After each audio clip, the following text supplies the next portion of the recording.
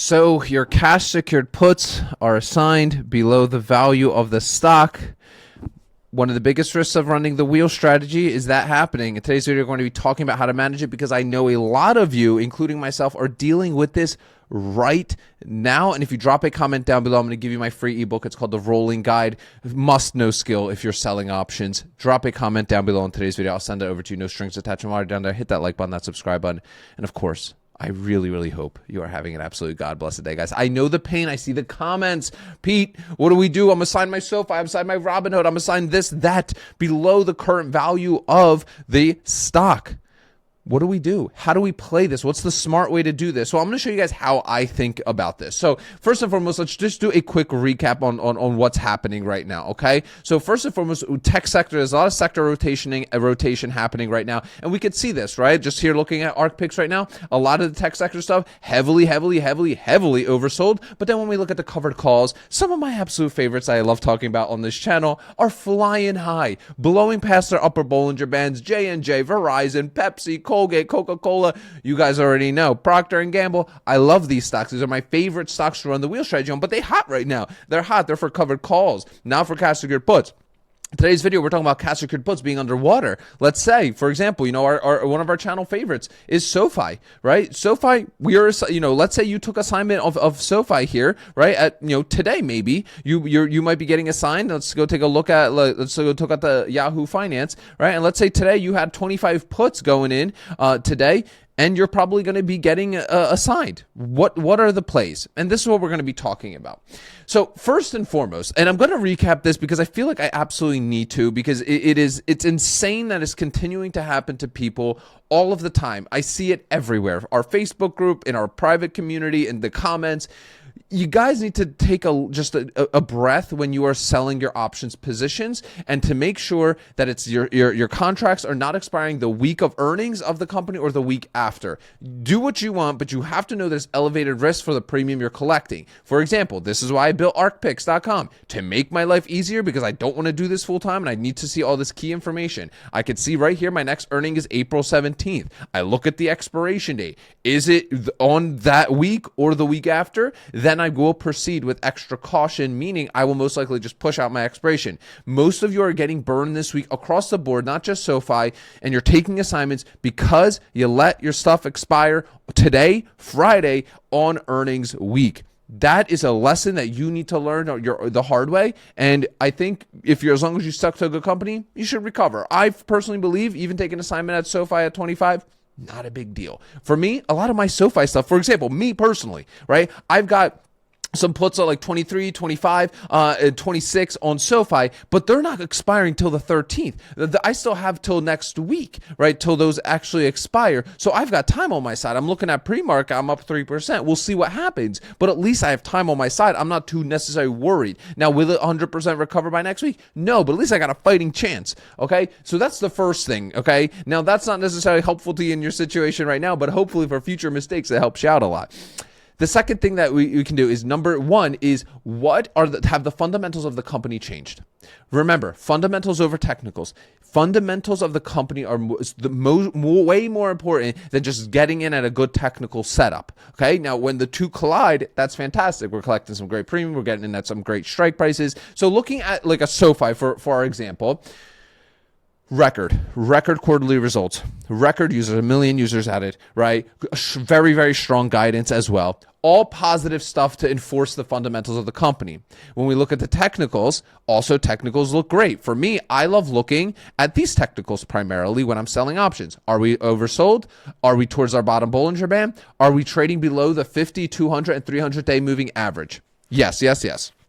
That means, to me, perfect. Great time to sell some puts as long as there's nothing has crazily fundamentally changed with the company, or I've lost conviction in it for whatever reason. And then I will execute. So that's your first option, right? Is continue to sell puts on a great company that you love anyway and have high conviction on to further lower your cost basis. Maybe not what you want to hear because you might not have the bankroll to be able to do that pull that off. So we'll move on from that one. But that's the play I'm taking, at least with SOFI. I will ride this wave down, continue to sell puts right on this, and move on. I mean, even looking at the 18 strike 35 days out, 5% return on collateral. Obviously not financial advice, results vary. These are just what we're seeing at the time of me recording this video. On the 8, I can't even believe those words are coming out of my throat that I can get a strike of 18 on SOFI. Obviously, do your own research on the stock. I'm not a financial advisor, but it's wild how quickly this market gives, and it's wild how quickly it takes. But the second thing, if you can't necessarily afford to continue to DCA into your position, the second thing to do is look at immediately doing your covered calls. For sure. Like, immediately try and do your covered calls. Now, if you're running a SOFI, right? So let's say today you get assigned at 25, Monday morning rolls around. Let's say SOFI has a decent day today. Let's say it recovers a little bit more. Let's say it gets to 21 or 22 or even stays at 20. Okay, let's go take a look, right? Let's go take a look. Usually, unless your thing absolutely cratered down like 20%, you should be able to go 30, 45 days out and still sell your calls. Don't stress it, right? So, for example, with SOFI, let's just go out 35 days, March 13th here, right? Okay, we'll cross check. Are we doing earnings? No. Even on my covered calls, I'll make sure. And then I'll look, okay, what are my 25s giving me? Only $19 for my 19s. Well, maybe a little bit more. Let's say $24. $24. Let's toss it into our covered call calculator. Let me move this out of the way. All my calculators are free, guys. Attend the Ark Options Strategy workshop. First link in the description. So we'll collect $24. Our strike of the option is 25. Let's say you were assigned at 25. Our purchase strike price is 25. That gives us about a 1% return on our shares in a month. Is it ideal? No, it's not ideal, but at least it's putting our shares to work. The next option that you could do is be a little bit patient. If SOFI continues to recover today, let's say it stays at 20, I wouldn't immediately run the covered calls on Monday. Let's say Monday, we're also seeing a good pre-market activity on SOFI. It jumps up to maybe 21, 22. Okay, maybe I'll take these hands and I'll sit on them for like 1 or 2 days to ride that green up a little bit. Maybe we'll work our way back towards our 200-day moving average here of $22. And at that point, those premiums are going to look tremendously better for you. These 25s, 26s, even the 27s will look tremendously better. But me, I'm personally from the camp of getting my shares to work as soon as possible. That's me, as long as I can try to get as close to the 2% return on my collateral with the premium that I'm collecting. Now, the golden rule when I'm selling covered calls, never sell below what I got them for, unless I absolutely need to factor in my premium. What do I mean by that? Well, let's say for some reason, whatever it is, you don't have high conviction in SOFI anymore. You hate the stock. You're just ready to get the heck out of it. So what can we do in a position like that? Well, what we would do is factor in the premium. So let's say the purchase strike price. Let's say you collected, let's say your actual cost basis after you factor in your premium is actually $24, right? Now, again, I don't like to factor my premium into my cost basis unless I'm trying to get out of the stock. So I would factor it in, and I would look, my purchase strike price now is actually $24, not 25, because I collected some premium, right? I collected some premium along the way. So we'll just, for simple math, we'll just say $24 is your cost basis. Now I have the freedom to now do a lower strike price and collect more premium here. So instead of doing the 25s, I could do the 24s, right? I could do the 24s. Now here I would collect a good decent amount, actually more premium. I would collect more, closer to around $33, we'll just call it. So $33 of premium right here. And we're getting now closer to a 1.5% return in about a 30-day period. Is it ideal? No, but at least we can now, or actually I have to put this back to 24.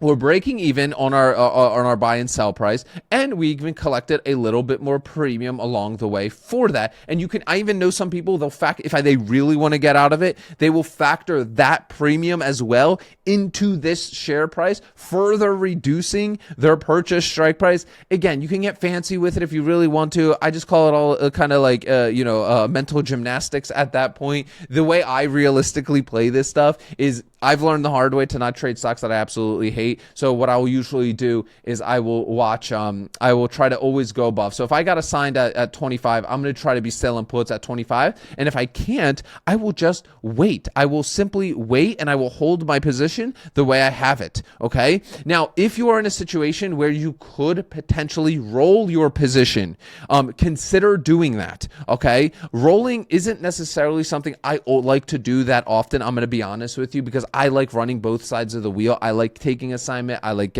selling my shares. I like collecting premiums along the way. The appreciation sales can be massive as well. So I do like taking assignment, but sometimes it's worth rolling, especially on your covered calls. Rolling covered calls is a lot more common in my opinion, as opposed to rolling your cash secured puts. So what does rolling essentially mean? So let's say today you have 25 puts in on SOFI that are expiring. You can consider, you should have done this a couple days before, but I'm just saying for the sake of this educational example, is you could buy to close this position out. It will cost you some money. It will cost you a good amount of money, a couple $100, right?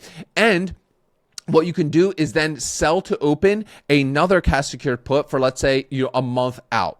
And hopefully that credit that you get for your new put outweighs the amount you have to pay for your call here. It's not always an ideal situation, unfortunately. Like with SOFI right now, I don't think you would be able to roll this out for a credit unless you went out literally like 6 months, which if you're that scared of taking assignment on a stock, like, I don't know. I personally just, for me, not something I would necessarily push out like 3-4 months going out just so I don't have to take assignment, just so I can get like a $5 credit on a put. I don't think it's worth it. But I talk about this way more extensively on the Ark Options workshop, guys. So attend it. It's 90 minutes. If you're brand new to all this stuff is freaking amazing. I think this is a great strategy that fits into everybody's lifestyle, especially if you're a busy person like me. So at the end of it, I give you my trade log template as well as my 2 premium calculators completely 100% for free. So click that first link in the description of today's video, guys. Remember, sell options, collect premiums, repeat. I'll see y'all tomorrow.